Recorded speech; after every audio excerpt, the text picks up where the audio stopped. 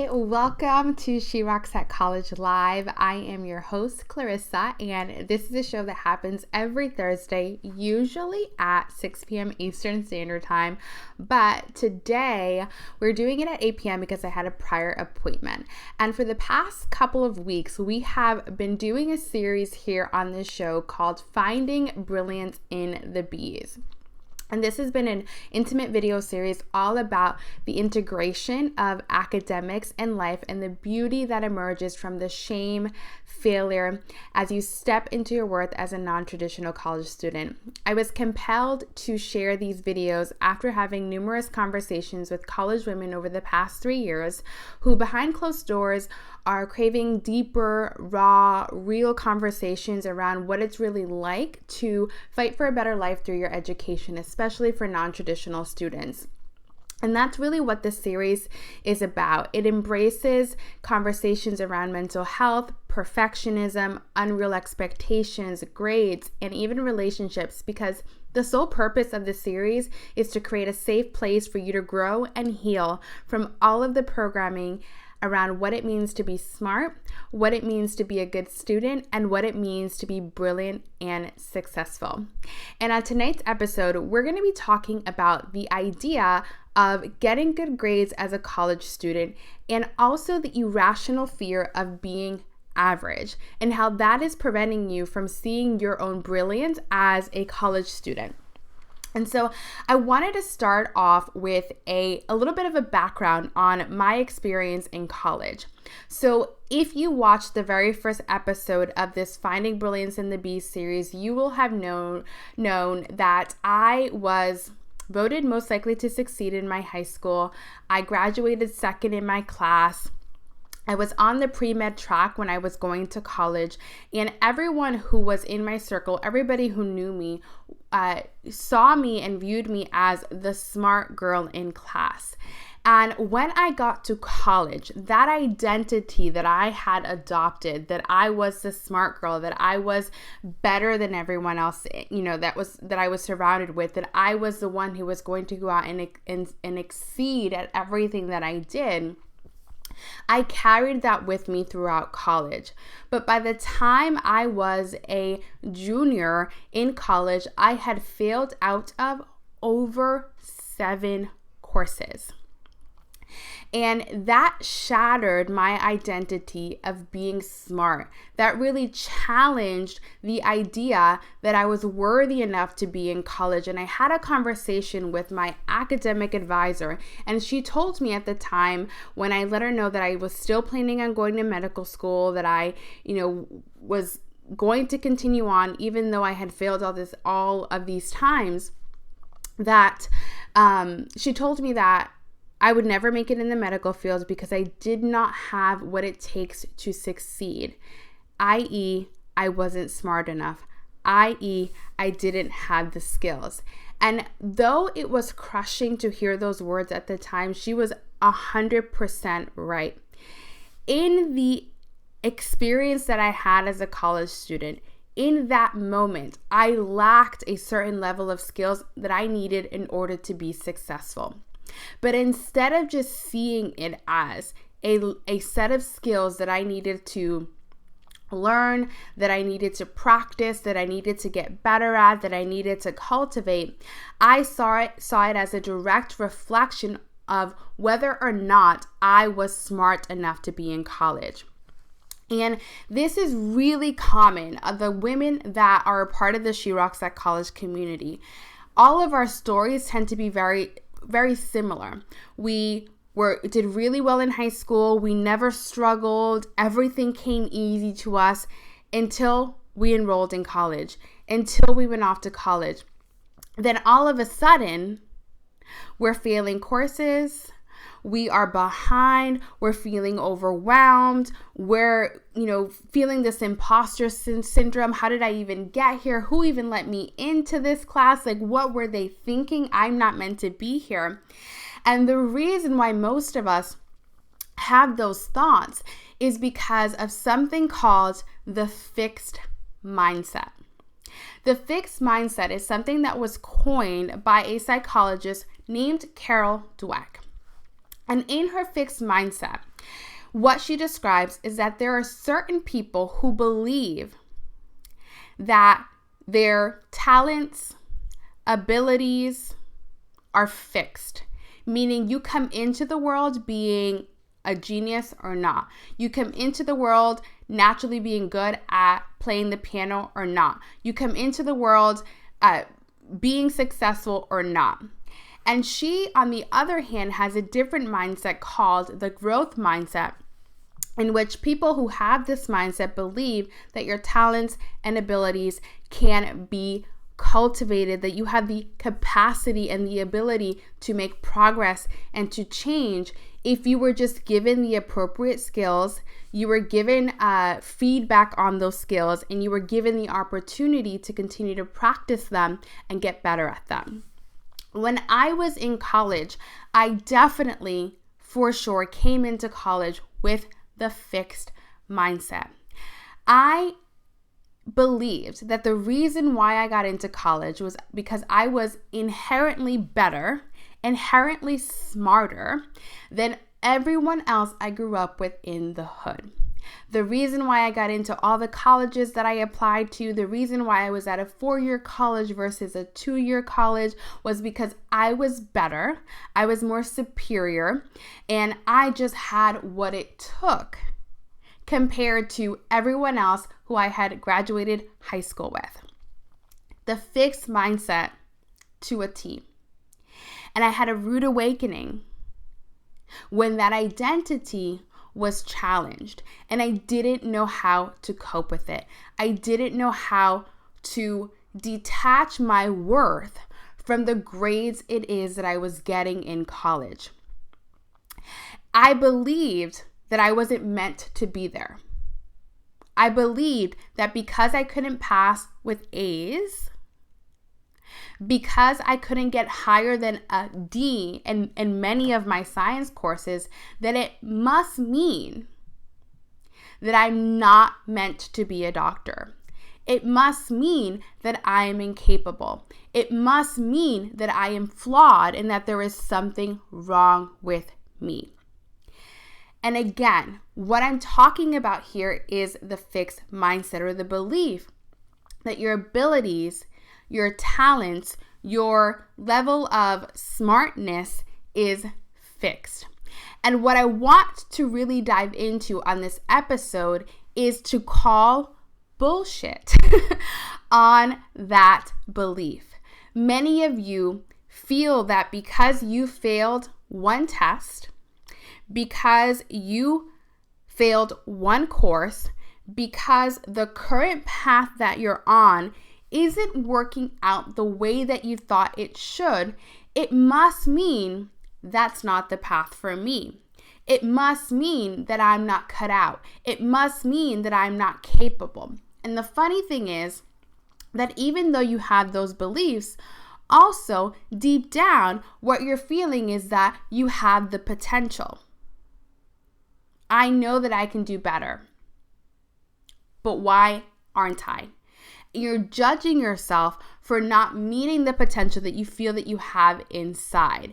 And this is a dangerous spiral that I see students fall into semester after semester. And the reason why this happens is because your university, your college, society is putting so much weight on a grade. They're putting so much weight on a grade to signify whether or not you are worthy enough to get a job, whether or not you are smart enough to be in college. And all a grade is a reflection of a moment in time on whether or not you handed in assignments, whether or not you read a chapter, whether or not you studied, whether or not you took actions to help you to pass the test. And how could, in any capacity, in any world, that equate to what you're capable of? How could that sum up what you're going to do in the future? How could that represent everything that you could be? It can't. But so many students put their value and need that external validation of a grade, and it better be an A, and that A better come effortlessly, because if it doesn't, it must mean that there is something wrong with me. And that is, again, at the very root of shame. Anytime you have thoughts of, I'm not good enough, I'm not worthy enough, I'm not smart enough, I'm not talented enough, there is something wrong with me, what is the emotion that is underneath all of that is shame. And as I mentioned in the first episode of Finding Brilliance in the Bees, shame is one of the worst emotions that you can allow yourself to indulge in, because shame, what it does is it puts you into fight or flight mode, and it prevents you from reaching your full potential. B's and C's are just as good as A's, especially when you think about how they compare to how you've been doing. Think about it. There could be a student out there who is failing miserably, and they get a B on their exam, and that's like them getting an A. And there are students out there who are used to never failing, used to never getting anything lower than an A, have put their entire worth, their entire identity on a grade, and the moment that they don't get that A, all hell breaks loose. Their world is shattered. They are no longer worthy. And when you place your identity and your value on external validation, you're never in control. When you set the bar so high, when you set the bar at perfection, there is no room to go but down. And what ends up happening is that you overexert yourself. You go overboard in trying to do things, talk to people, study more, lose sleep, stay up all night, trying to prove and hold on to that identity that I must be perfect.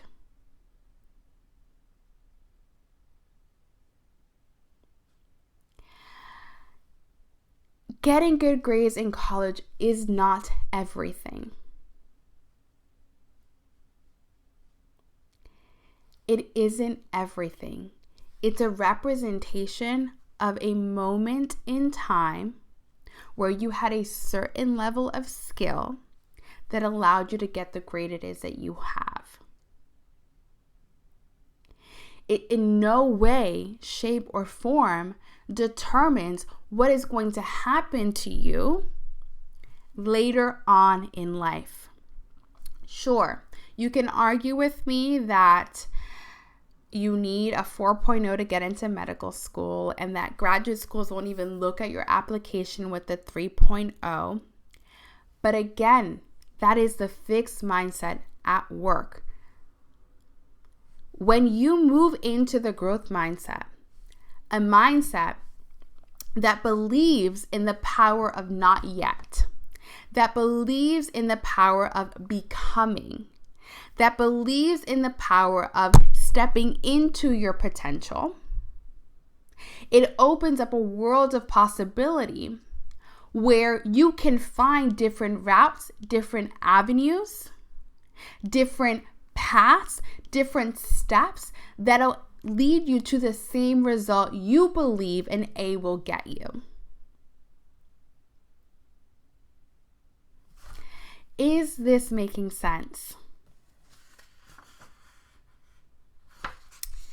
Potential is the literal definition of potential. I'm gonna find it for you because I was doing some research. The word potential means having the capacity to become, or having the capacity to develop. And the word develop means to grow into. The word become means to begin to. So if you feel you have potential and you're not living up to it, the reason why you're not living up to it is because you're not allowing yourself to grow into it, to fail along the way, to learn the skills that you need to learn, to practice, to adapt, to get the coaching, to get the support, to get the feedback it is that you need in order to achieve what you believe you're entitled to. The only thing that you are entitled to,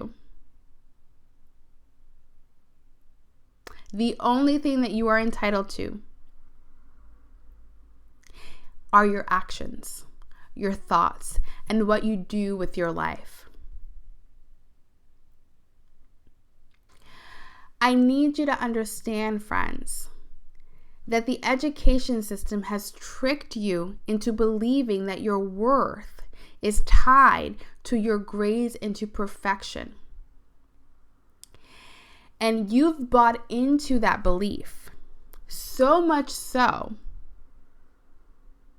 that in the process, what you've done is deny yourself the opportunity to be great,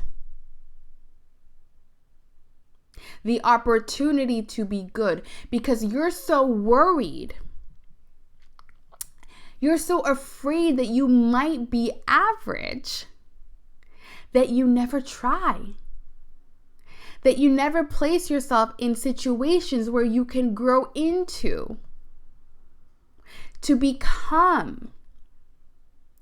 Because what you want to do is maintain this self-image of perfection, of being the smartest, of being elite, of being set apart, of being exceptional and special.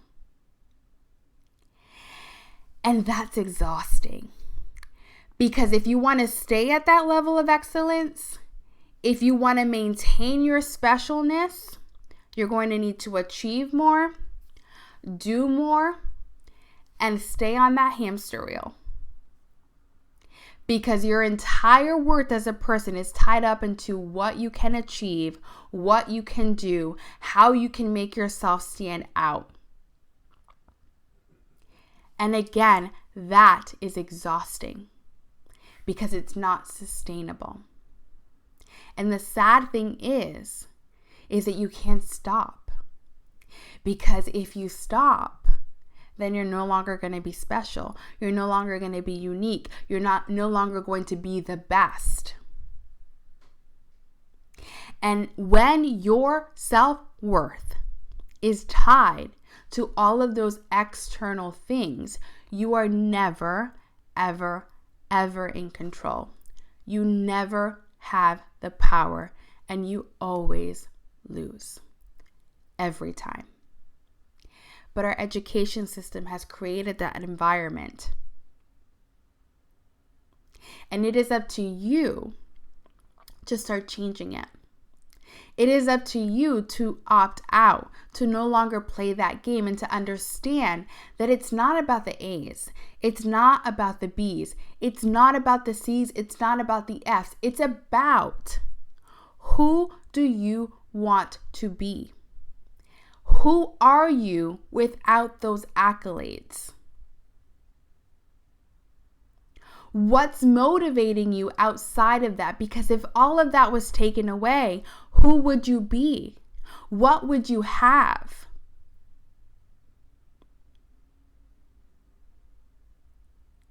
Do you understand? It's so important for you guys to hear me and to get this. Because so many of you are enrolled in college right now and you're unhappy. You are miserable. You are depressed. You're having anxiety attacks. You're unable to function because your test anxiety is through the roof. And why? Because you somehow think that exam grade represents who you are and what you're capable of. 1 point does not make a line. And even if you have multiple points, there is always an outlier. There is always an opportunity for you to pivot and change and do better and redefine what academic success means to you. And that's what I'm trying to get across with this entire series. I know that what I'm talking about is unpopular. I know that this isn't some 5 tips to being more productive or 5 tips to studying better, but your issues in college right now, your issues and your unhappiness with your educational scenario have little to do with your grades and everything to do with your mindset. Everything to do. It's the reason why you're procrastinating. It's the reason why you're staying up all night and you can't sleep because your mind is running all the time. It's the reason why you feel overwhelmed. It's the reason why you binge watch Netflix even though you're 7 weeks behind on chapter readings. It's the reason why you indulge in being confused about how to start a paper or how to start your reading assignments. Because you believe that productivity, that those grades, that staying on top of things somehow means that you're worthy. But you're worthy just because you are. You get to decide that. You get to decide whether or not you have value or not, whether or not you're smart enough, capable enough, talented enough. Because all of those labels, all of those definitions are arbitrary. They're all literally in the eye of the beholder. Some person can look at your A's and think, what's the big deal? Like, what's the big deal? My husband and I were just having this conversation. There are people across the world that have no idea what the hell Yale University is. And you can come up to them and tell them, oh yeah, I graduated from Yale University. And they're like, okay. Because to them, Yale University is just another university. Right? Things only have the meaning that we give them. Things only carry the weight that we give them. And when you put your weight and purpose and meaning as a person in your grades, what you do in that process is give away your power. And you never want to do that. You always want to have it within yourself. And that's where the growth mindset comes in. Falling in love with the process of becoming, the process of learning, the process of getting just 0.1% better. The process of learning for learning's sake. Remember that? Remember when you used to enjoy being in college because you actually liked to learn instead of enrolling in college because it led to some outcome? How differently would you show up in your classes to do your reading, to take your notes? Because you enjoyed it or because you were interested in it. Or because you just love the process of being challenged and thinking differently. Versus I need to do this to get an A so I can graduate and get a job and buy a house and get married and go on vacation and die.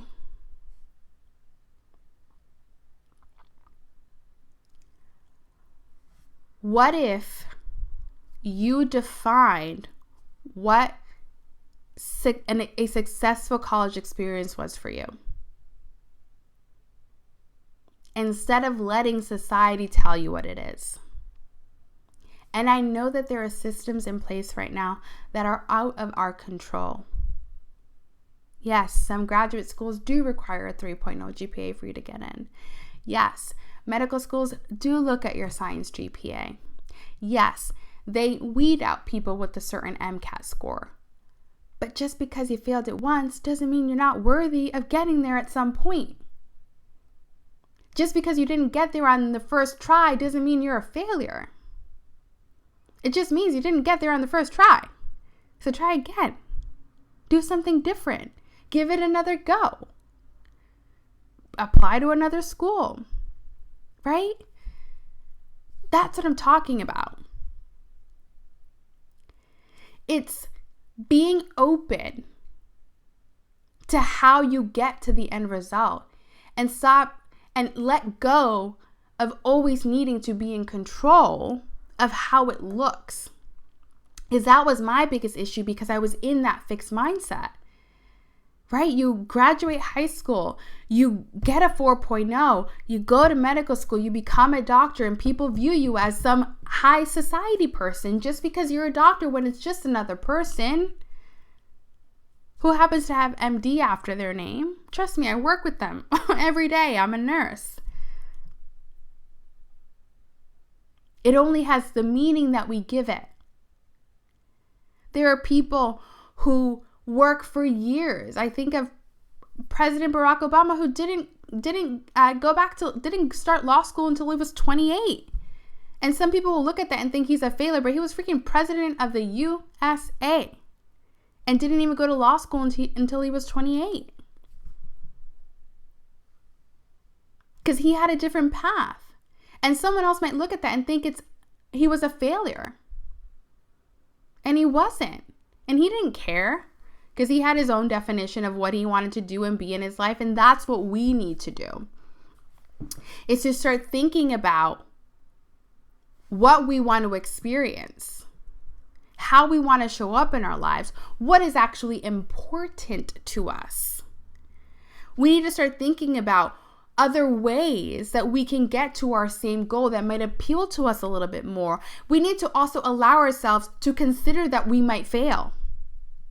Because when you prepare for the failure, when you allow your mind and in your emotional state to go there, you're not afraid anymore. And if you do fail, once you let yourself in your mind fail, you start thinking, okay, well, that didn't work. How else can I get there? You start getting creative. You start finding different paths, and failure then doesn't become such a big deal. We are so afraid of being average, but what is so wrong with that? Why do we need to be excellent?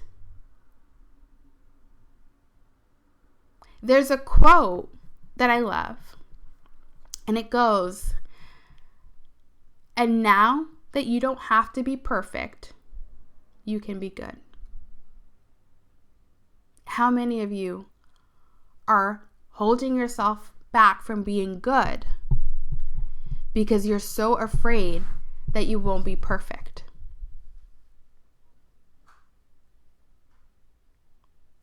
And not only are you robbing yourself from seeing what you're truly capable of, you're robbing the rest of us from getting to experience you in that state,